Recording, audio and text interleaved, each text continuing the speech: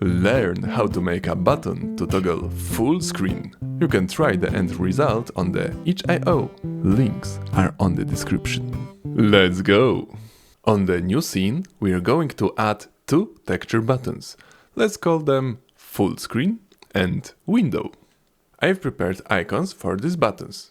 You just need to drag and drop your images into texture normal. One for the full screen and second for the window button. Say hi to Timmy. Hi!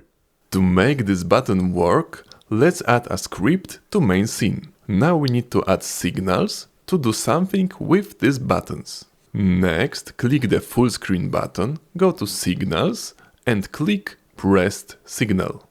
Now you can connect that signal to our script. Do the same for the second button. Let's do a fast test. For example, print some text on the console after clicking the button. As you can see, it's working. The messages print on the console. More about signals you can find on my tutorial how to make signals in the Godot.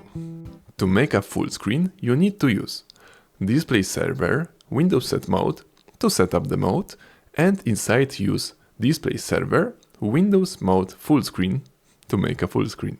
Godot offers two modes for full screen. Window Mode Full Screen is just a borderless window which looks like a full screen.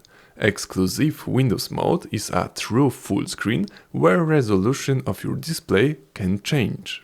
We'll use Window Mode Full Screen. It's working fine and generally it's faster. For example, the Alt-Tab combination works instantly. Now let's add similar code to the second function, but with Window Mode Windowed. Testing time! When I click the full screen icon, it's going full screen. And when windowed, it's going window. Full screen, window, full screen, window, full... But why use two buttons when we can use only one? Let's delete all what we have. Create a new button, toggle full screen and set up the texture. Doesn't matter which one. Perfect. Now add a pressed signal to our script. Like always, go to Signals, double click and press OK. In the script, we can rename these two functions to do full screen and do windowed methods. We'll use them in a moment. First, we need information of current display mode. Let's add a function is full screen mode active. Inside, get the current display state inside a variable mode. If it's full screen, then return true.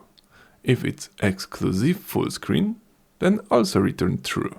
Otherwise, return false.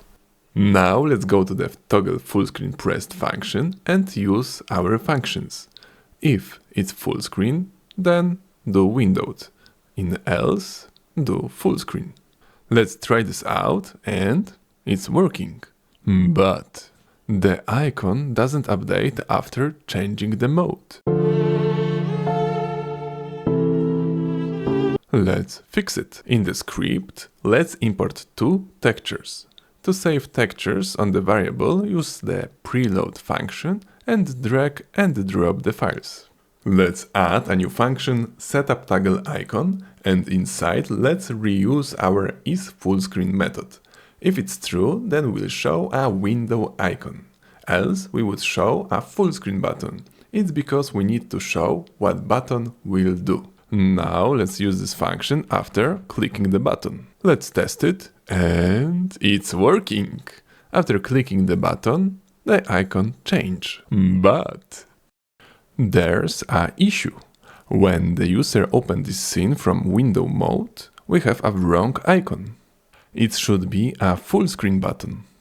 To fix it, let's add a ready function and use the setup toggle icon from there. To be 100% sure that the icon is updated, let's use a size change signal from the window class. By using this line, that method would be always invoked after resizing the window. And that's all for this tutorial. Thanks for watching, leave a like and subscribe for more. Bye!